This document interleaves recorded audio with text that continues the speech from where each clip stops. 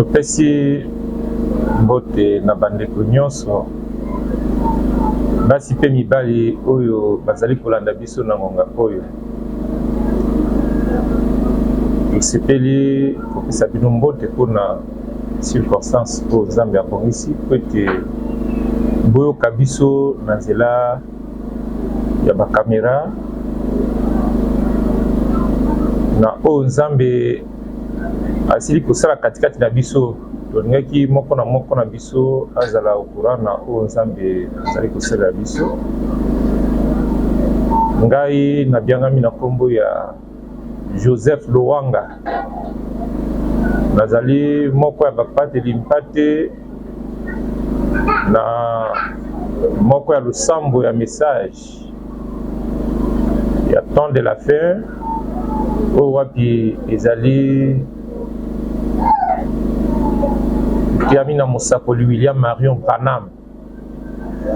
Mais en général, notre souci ezali que moko na biso ye batina oyo ye ayela na sia mokili oyo, parce que ezali moko kati na ba mystère, parmi les mystères oyo moto asengeli koyeba na vie na ye. Et mystère wana, c'est Paul qui en parle dans le livre d'Éphèse. Soki moto ayebi nanu tina na ye na sia mokili oyo te, tino Nzambe atinda ye te, nyonso akoki kosala oyo koma mpe mosali ya Nzambe, oyo mpe kosalela Nzambe, mais en réalité nyonso wana ezali conforme na Nzambe te, ozaka libanda ya volonté ya Nzambe. Donc koyeba volonté ya Nzambe c'est un mystère.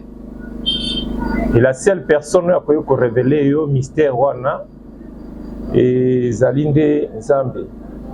J'aimerais tozwa Biblia na biso na mokanda ya Éphèse na chapitre 1.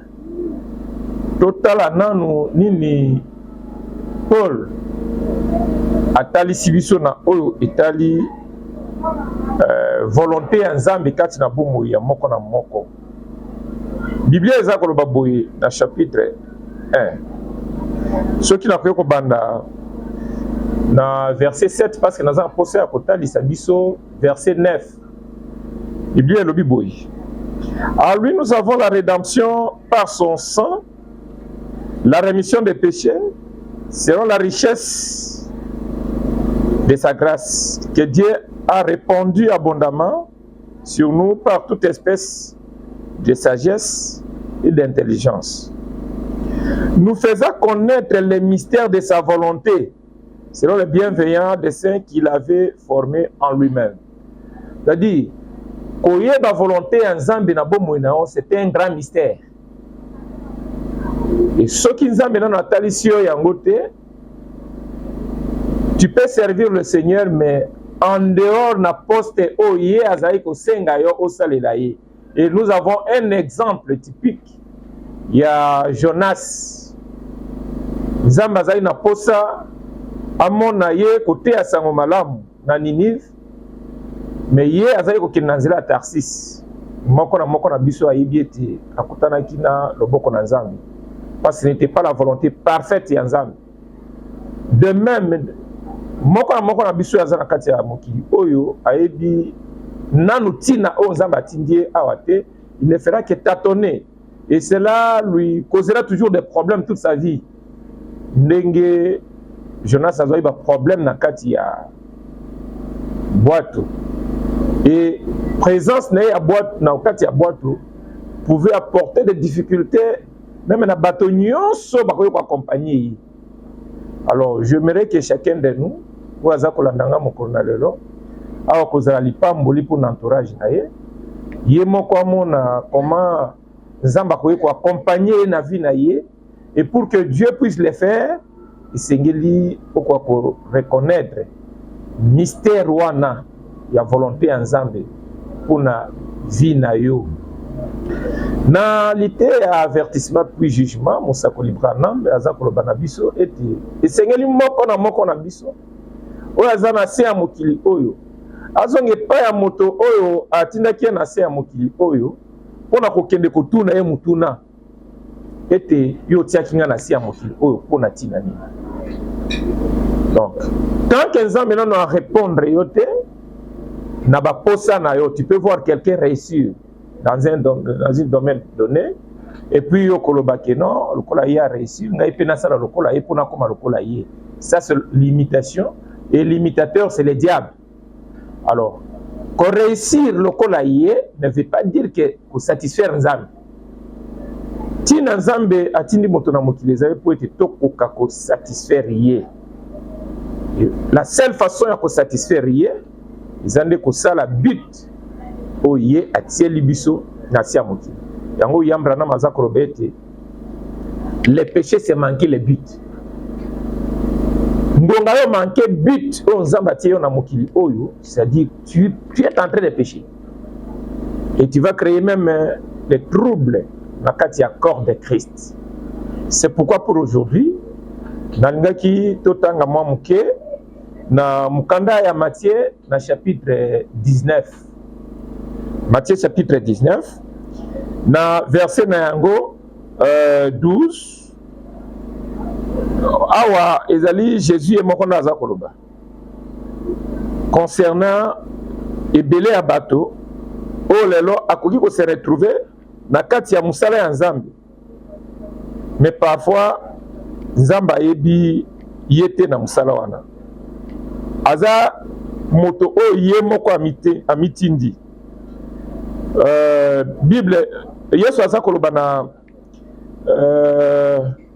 nous sommes dans Matthieu chapitre 19 na verset nango 12.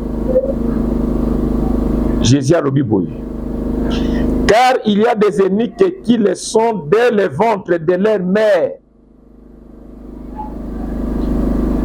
Il y en a qui le sont devenus par les hommes. Et il y en a qui se sont rendus tels eux-mêmes à cause du royaume des cieux. Que celui qui peut comprendre, comprenne. Awa Yesu aza kolobela biso concernant les eunuques. Ba eunuque na kala bazalaki banani. Ezali bato o bazali castré. C'est-à-dire azali incapable ya ko féconder mwasi. Baza ba gardien du temple. Bavandisi bango na esika wana uniquement pour na sécuriser la reine. Et le roi est rassuré que l'eunuque qui garde la reine n'aura pas passé avec lui des rapports ni essayer seulement, c'était parce que y a un eunuque. De même, Jésus-Christ confie son épouse entre les mains des eunuques qui sont des serviteurs de Dieu. Mais la Bible il y a certains qui se sont rendus eux-mêmes. Il y a certains au bâtonnet comme si bango, mais c'est là maintenant que les sika na uti koloba na Ephésiens chapitre 1er que moko na biso asengeli koyeba tina nini oye ayeli na mokili. Ezana ba mususu ba mikomisi bango moko ba eunuque.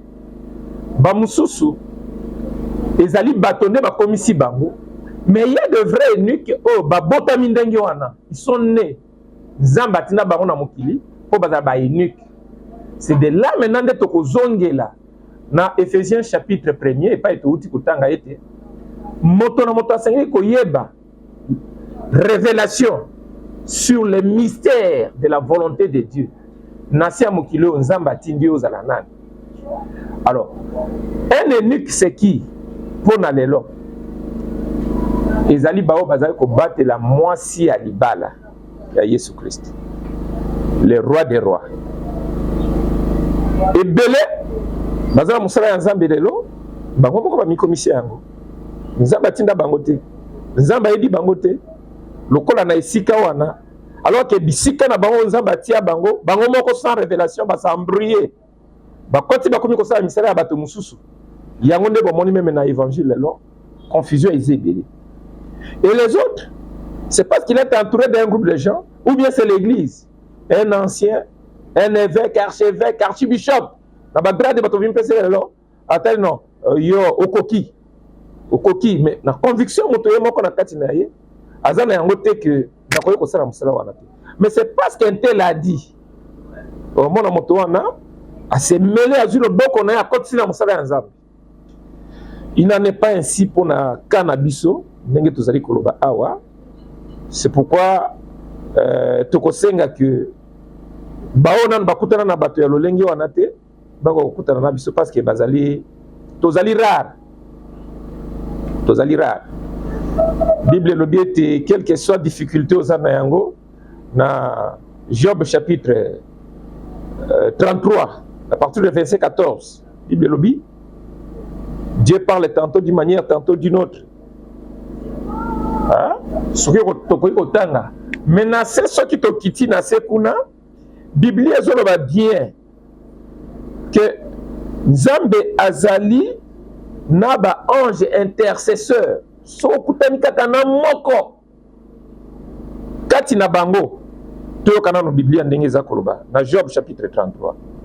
Donc c'est-à-dire so kutana moto aza réellement né à botami unique Nzambe atinde na mokili. Quels que soient les problèmes, il n'y aura pas de choses à forcer. Le Dieu d'Abraham, le Dieu d'Isaac, Jésus-Christ, il est le même hier, aujourd'hui et pour toujours. Azali réel, il n'a jamais changé. Le problème est que bato ebele ba misala misika ba vanda la bisika nzamba tia kibango. To ka Biblia ezoba boye. Dans verset 14, Bible et le Bible. Dieu parle cependant tantôt d'une manière, tantôt d'une autre, et l'on y prend point garde. Il parle par des songes, par des visions nocturnes, quand les hommes sont livrés à un profond sommeil, quand ils sont endormis sur leur couche. Alors il leur donne des avertissements, il met les sots à ses instructions, afin de détourner l'homme du mal et de le préserver de l'orgueil, afin de garantir son âme de la fosse et sa vie des coupes de glaive. Par la douleur aussi, l'homme est repris sur sa couche. Quand une lutte continue vient agiter ses os, alors il prend en dégoût le pain, même les éléments les plus exclus. Sa chair se consume et disparaît. Ces os qu'on ne voyait pas sont mis à nu. Son âme s'approche de la fosse et sa vie des messagers de la mort. Mon takoyo ko zalaza ko akondi zana problème difficile appétit et sili azoko akolia te akondi Biblia est ainsi souhaité azako poussa na pene na liwa. Mais quelle que soit la situation à Moutouana, écoutez ce que dit la Bible dans verset 23.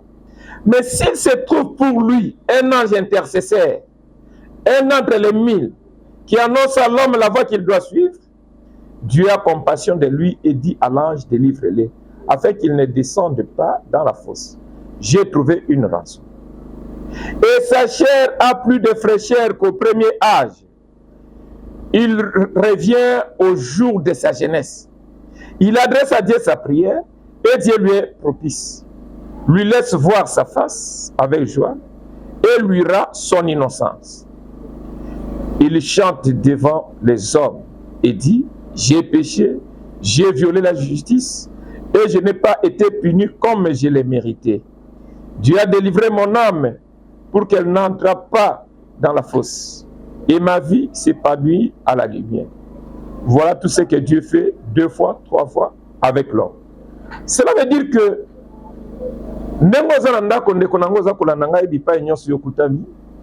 soki ozali derrière ya motomoko o wapi amie binanu te aza ko s'embrouiller pe akomi na évangile ami komisi moko unique quelle que soit difficulté kozana yango solution kozali la passe et même prière oza ko bondela Dieu ne t'écoute pas parce que Bible est biso awake s'il se trouve pour lui un ange intercesseur. C'est à ce moment-là que Dieu a compassion de la personne.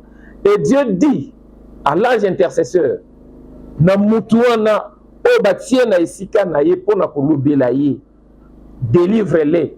C'est à ce moment-là que Dieu est propice na ba prière na yo, parce que aussi okutani na moto wana nzamba bandi koyoka yo, et Dieu te fait faveur, même ceux qui osumuki nzamba koyo kolimbisa. C'est là où Paul dit qui condamnera les élus de Dieu. Alors, moi qui vous parle, j'aimerais vous dire que je suis l'un d'entre ces anges intercesseurs. Nzambe non pas par makasi nangai, non pas que ngana lingaki yango, non. Tindaki nzamba sepela ki kotinda ange na ye kokutana na ngai pona kotalisa ngai tina na ngai na botama. Aloba na ngai ete botama ki pona kobondela pona ba maladi. Et puis ozali lipamboli pona bana na ngai. Et ce n'est pas par hasard. Baboti nanga bakona kamona ki par hasard ko pesa kombo ya Joseph. Mais Dieu m'a dit, je t'ai fait Joseph pour mon peuple et pour ta famille.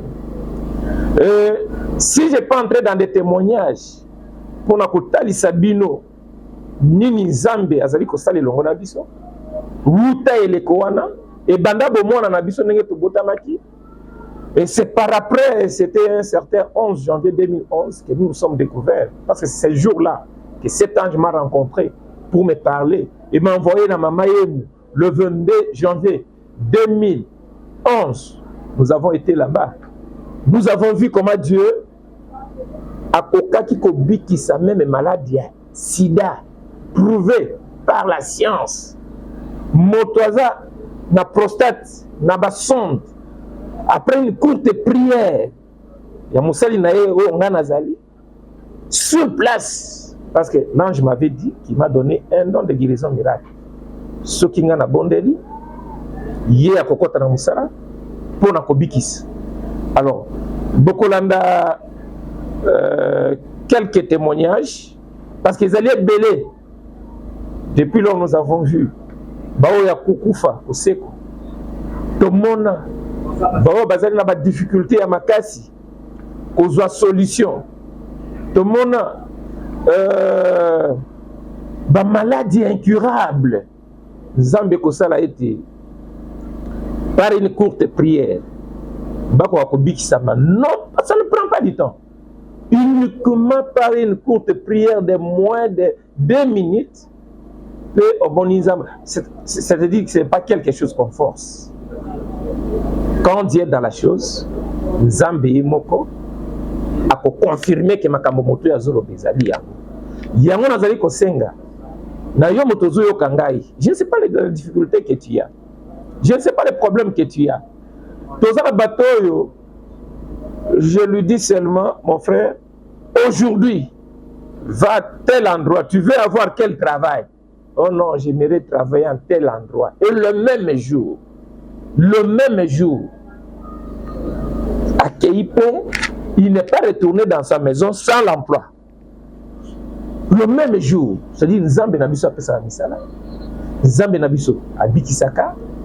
Je me rappelle d'une sœur à qui j'avais dit, parce que c'est à Kola qui a zolé la pasteur Libala, et na ipsi la bi maman, ndenge nazo bimanda ko na bino. Retour na ndako na koya pona libala na. Après 2 semaines seulement, à la ninga na bureau yeko pesa nga mukanda ya libala na ye. Aujourd'hui azali mama sabota na kati ya libala. Donc s'il faut témoigner to côté sabino onza mazo sali longo na biso na ressemble le pain de vie tabernacle o ezali awa na Sina Petro Congo sur Ngabenge numéro 80. Et pour na bandeko bazana côté ya Nselikuna tozana sa mususu na Kinkole, tous à niveau à terrain Ista, Maranatha Tabernacle, so komika na arrêt sous les bengo. Ozi moto ana lobino, botika ngai na wezia batetelo tune église moko ana Maranatha Tabernacle, église ya message. Église na biso moko ezali wana. Ce même Dieu est en train de faire des grandes choses, mais dans la simplicité et en silence. C'est pourquoi tout le monde qui bomba secret au pour la biso mon côté parce que bana nanza baza partout. na ba difficulté tozali ko benga bino boya ko palper nzambe oyo. Hein, le même Dieu qui a travaillé avec William Branham dans cet âge, ce Dieu-là a ses anges qui agit encore. C'est pourquoi dans d'autres textes, dans le témoignage, il y a du bosso. Oyo bokoyoka sikoyo. Il y a maman Cécile. Bokoyoka que elle était gravement malade. Mais Dieu a envoyé un ange dans sa propre maison par une courte prière. Ce jour-là, elle est retournée. Le pasteur Nakolina Okota, hôpital, me disait non, ce Dieu-là est capable. Alors, Bokolanda Yemoko, Kalamingité, Azopé Sabino témoignage, comment cet ange est venu. Et puis, cet ange l'a guéri aujourd'hui, elle marche. Elle est en bonne et parfaite santé. Elle était internée à l'hôpital de Mutombodi Kembe. Vous savez que Bazana ba matériel est sengeli nyoso. Mais ils ont dit non, Kawe sengeli Kembe Inde. C'est pour dire que c'était sérieux. Mais ce Dieu-là dont je suis en train de vous témoigner est capable. Il n'y a pas un cas difficile devant lui. Nous voulons des cas impossibles. C'est par là que Dieu se manifestera. Pour toi, Bakazanzambi, il sengeli to mona makambo muto asa lembi. Science asa lembi. To moni zambi wana kokota la misala. Ibakaya ndenge wana nde biso tuza kozela. Na we tikali tozali kozela bino à tout moment on zamba kopesa bino occasion boya to sanga na ilongo likabo yepesa mieza pona bino eza ya biso te. Biso zaka basali na bino. Ngonga nyonso bokoye kozala disponible pour kobenga biso na numéro 04 plus 243 81 269 33 10. Vous allez sur WhatsApp. Nous allons prier pour vous. Tokanga téléphone te ezala butu ezala moi benga numéro o na uti koloba awa plus 243 ezala ozawapi na poto partout ailleurs au kolamba émission o benga biso jour comme nuit plus 243 81 269 33 10. Donc soko bengi numéro na okuta nanga moko. Égalité que tu vas passer par un secrétaire, ainsi de suite. Nous sommes au service du peuple.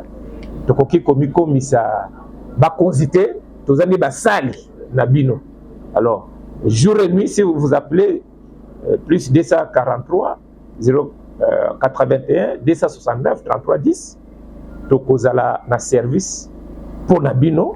Donc, on bonde là. Et s'il faut qu'on témoigne aussi, bandeko Zambé habite ici. Dans le téléphone, nous avons même un cas de résurrection à mort. Nous avons béni le téléphone. Vraiment, ceux qui ont été dans Kishasa, venez Tokutana, na Bikambonayo, comme toute solution. Mais ceux qui ont été dans Moussika, comme on n'a pas cité, béni le téléphone, vous allez voir que la main de Dieu n'a pas encore continue toujours à agir. Hein? La main de Dieu n'a pas encore cessé d'agir. Cette main, celle qui n'a qu'à là, Zambi wana, est capable de faire une solution, quel que soit le problème aux Zanango, quelle que soit la difficulté aux Zanango, et la Moussala, et la Libala, et la Nyonso, okoki, kobenga bisope, okomona, Zambi wana kosala. C'est pourquoi pour confirmer, on a outi koloba, na ko sepela toke na na régie a proposé biso na nous témoignage ya maman Cécile. Oyo koyiko kansa ke ba ange bazali komona na kaka na eleko ya kala lelo ba mona na kate. J'aimerais que ola na témoignage ya maman Cécile bongo sima tokozonga lisusu pour to continuer mission na biso comme ça iko matsa kondima na yo quelle que soit difficulté ozana yango oyo ba kenzamba za capable par la prière ya ko déléguer ba messager na ye pour être bakoka s'occuper na kana yo tola na nan témoignage ya maman Cécile.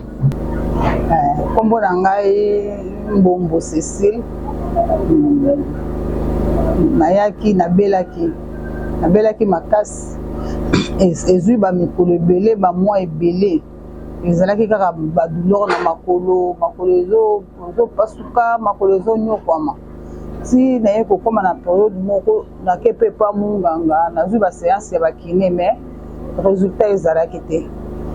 Sikoyo na ye okende omona munganga docteur moko ayebisinga mama maladi oyo oza nango kanga kaka motema eza chronique maladi oyo esilaka te yo zala kaka soki opemi omona ekozala 2 semaines enyokoli yo moins 2 semaines opemi ekotikala kaka bongo ti okokufa. Sikoyo kisi ya kopesa ngai ezalaki te na ye kokota hôpital mais changement ezalaki te na ye kobima. L'air na bimi douleur ezo continuer kaka ekomaki oyo basomba ta chaise roulante mpona banda yo koka lisusu kotambola kitoko te kotambola ekomaki mabe makasi. Nde nga nakomi kaka koloba nzambe soki mécanicien azosala motuka aza na pièce de rechange bongo nzambe nzoto yenda keli yango est-ce que pièce de rechange ekomonana te mpo maladi bakangaki nga eza na colonne vertébrale. Bakangi photo bakuti ba colonne vertébrale bakuti ba cartilage na katikati ya oyo eseparaka ba colonne vertébrale eza lisusu te iko mikuwa ya colonne vertébrale ebandi kotutana eliami mikuwa mosusu ese eliami mpenza balobi maladi na yo solution mosusu eza te tokopesa solution eza ya opération ya mokongo mais nga nalobi solution ya opération bato mosusu bayebi soki baopéra yo mokongo ekozala baproblème après nazalaki na elikya na nzambe nalobaki te nzambe akosala nde na yaki pa pasteur banda na hôpital nabengaki pasteur Joseph abondelaki mpo na nga na hôpital alobi mama totikala en contact nazolanda conduite ya nzambe nde boye lera na ye kofanda na ndako tabandeki kaka kotémoigne ke nzambe akosala nga nalingi bapasola nga te nalingi nzambe ye moko apasola ngai nde mokolo mosusu nakoti na ndako mpo nalala depuis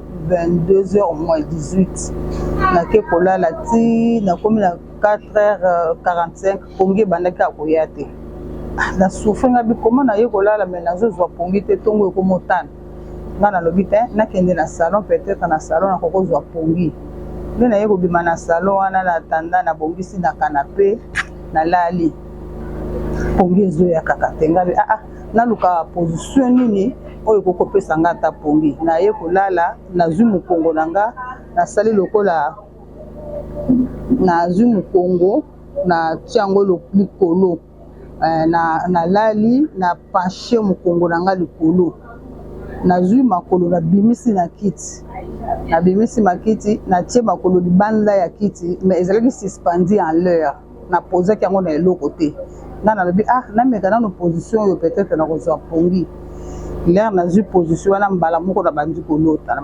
kolota na salon place nalalaki wana namoni mibali mine balataki baveste ya noir na salon nanga bafandi bazodiscute balobi mwana na ye beki abengi biso na salle de fête ke fête eza lelo tokomi na lieu ya fête azoyebisa biso fête eza te bozonga na kobenga bino en privé sikoyo bato yango ndenge bazalaki na salon na basiliki ke ifale kaka fête wana esalama lelo mpo na nini mwana na ye aboyi tosala bazotomboka mpenza tout d'un coup namoni bato nyonso wana batiki koloba nga mpe nazoobserve bango kaka babandi kotala na fenêtre de kouta na balabala epa na ngai nga siko na milobeli bato bafandi kimia boseke moto akoti yango bazotala moto akoti bo nga mpe nalobi me moto yango akoti porte eningana quand même oyo moto akoti porte eningani te l'air moto wana akomi na porte ya salon mpo akota na ndako présence ya bato wana ezalaki lisusu te badisparaître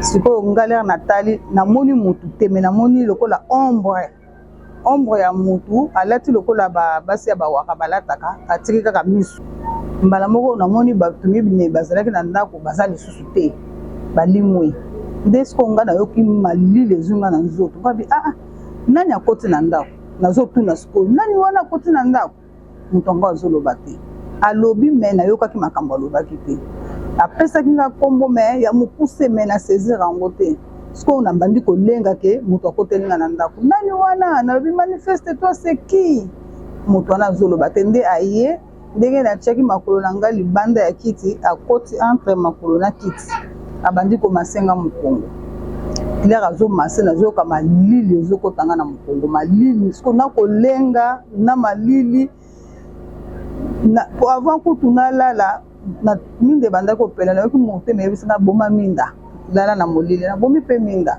de événement na yeko sala masenga yeko nyolisanga mukongo ya sili abimi akei de na yeko lamuka na kote na chambre na yebisi papa tala likamu na uti ko mona na tala heure boy 5h20 kamu yango wana depuis esukaki wana te muninga mususu ya dénominationnel tokutana kine kaka mikolo tobunga na mikolo ebele lobi ya benginga lobi ya mercredi lobi ya mercredi ya benginga ebisinga mama Cécile na loti yo olali na ndaku na ngai namoni mutu akoti abandi ko maseyo mukongo mutu wana abandi ko maseyo ngasi ko na loba bo maseye malembe azobela mukongo ya lobi to maseye malembe biso to epoto sunga ye tozo sunga de mukongo na ye ozo pekisa biso to tika musalo tozo sala ya lobi tete soki boye po sunga ye bo sala wana témoignage ya mutu mususu dénominationnel na ye ko pesanga na yaki pasteur Joseph Paye ko bondela bino ba sekel union siko ko tikala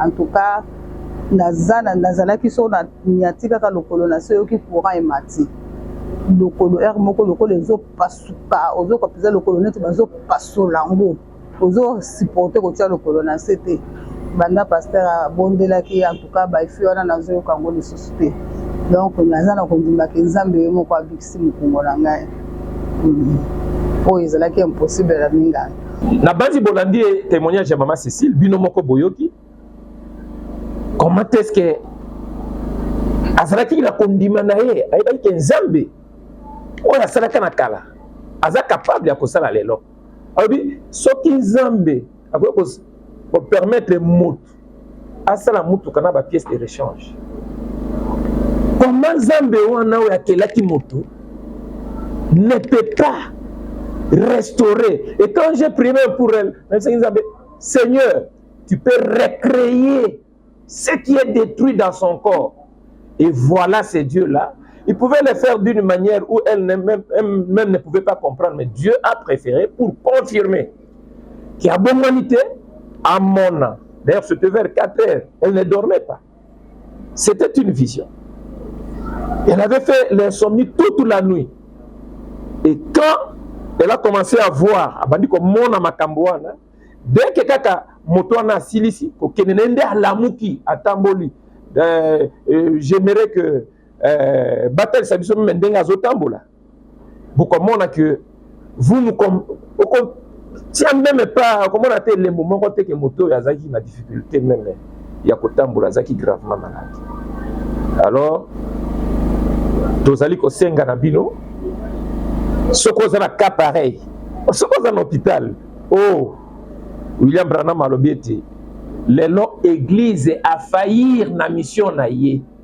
Pour nani, pour l'église a zui ba malade a tikeli bango hôpital, na ba hôpitaux, alors que notre Dieu est capable de guérir toute maladie. C'est à l'hôpital d'envoyer les malades par abisso. Nous avons un pasteur les lois opesa. Zutinda bandiminae malade dans l'hôpital. Oui, je crois. Moi aussi, je crois que Dieu peut guérir même par la science. Munganga, ce n'est pas mal. C'est pourquoi. Mais ce qui est plus essentiel était même à quelqu'un les enzames d'abi. Alors, tout ça pour benga bino, ceux qui aux en hôpital, tu peux appeler kolanda biso. Benga numéro topesa qui plus 243. 81 269 33 10. Ils ont aussi sur WhatsApp. N'importe quand on benga basali nzambo tozali tokoyamba yo pe toko bondela pona yo tozala ko nimeti nzambi wana kosali na yo pe ko pesa yo oyo ozana ngo pusa. Alors pona bao basengeli ko kutana na biso awa na Petro Congo toza sur avenue Ngabenge numéro 80 arrêt école na Masina Petro Congo. Mais nous avons encore une autre église na Kinkole. Ici à Petro Congo, c'est le Père de Vie Tabernacle. Mais na Kinkole, vous allez rencontrer notre église qui est là-bas. Ils ont Maranatha Tabernacle, na terrain à Ista, Sokomi, presque na arrêt où il y a Transco, na Kinkole, en face na yango ezali avenue moko wana babengaka arrêt sous les bengo. Alors ozwi moto wana botika biso na église oyo esika nzambe asalaka makasi église ya message wana oyo le Maranatha Tabernacle bato ya moto bayebi bakomema yo na esika wana ou soit obengi biso na téléphone tokorienter yo ndenge nini okokutana na biso. To remercier bino nyonso mpona temps oyo bino bozwi mpona koyoka biso. Toza kobanza ete kozala na pamba te ekozala lipamboli tokozala lipamboli mpona bino de même bino mpe bosepela ete tokoka kokutana bomona loboko na nzambe oyo biso topalpe mpo boexperimente ye na oyo etikali nzambe apambola bino etikali mbala ya nsima tokokutana lisusu na émission ekoya mpo topresente bino makambo mosusu malamu koleka oyo boyoki lelo parce que batémoignage eza ebele merci mingi nzambe apambola bino.